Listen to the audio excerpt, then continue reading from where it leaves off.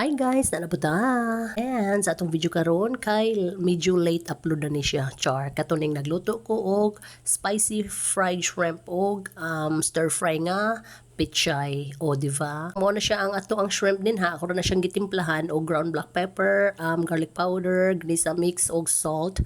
Dahil ato siyang gi-coatingan. Char, o diba? Ang atong gigamit nga pang-coat kay flour o cornstarch mixture. Kunya natay itlog. So ikuanin mo sa flour dayon sa itlog dayon ibalik sa flour dayon ato siyang fry dili not pwede ra dili deep fry. So okay ra kay na siya nga dili kay daghang mantika gamiton, pan fry or sa tawagan na niya basta. And mauna na siya din ha, ato na siyang gihina-hinayan og luto, gamay ra nga kaha akong gigamit ani niya. And naadi ko'y gimix na dito nga mayonnaise og chili garlic oil and gamay nga asin and honey. I-mix na nimo dayon mao na siya ang ato ang butang nga sauce sa ato ang shrimp.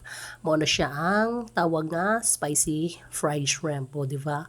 As in ganahan kay akong junana na niya. Balig half kilo lang ni ang akong shrimp kinapalit 150, o diba? Ubay-ubay na. Asa pa kaan na mga hoy char, o diba? Ako na siyang gikutingan sa ako ang sauce and mo na ang ihang dagway, lami and ged char, o diba? Sa sunod kay magluto na ta sa ato ang vegetables. Ay syempre dapat na atay side dish nga vegetable.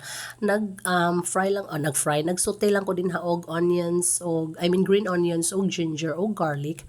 Dayon akong gisunod ang carrots, unya ato na yung gisunod ang pechay, o diba? Ang hard part sa pechay dayon ang leafy nga part sa pechay.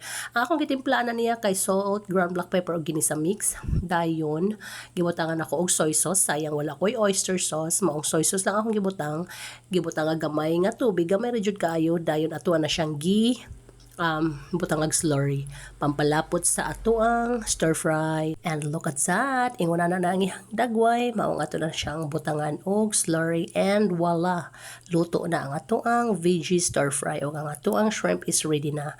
Kain na yan. Og more to guys, salamat sa pagtanaw, bye bye.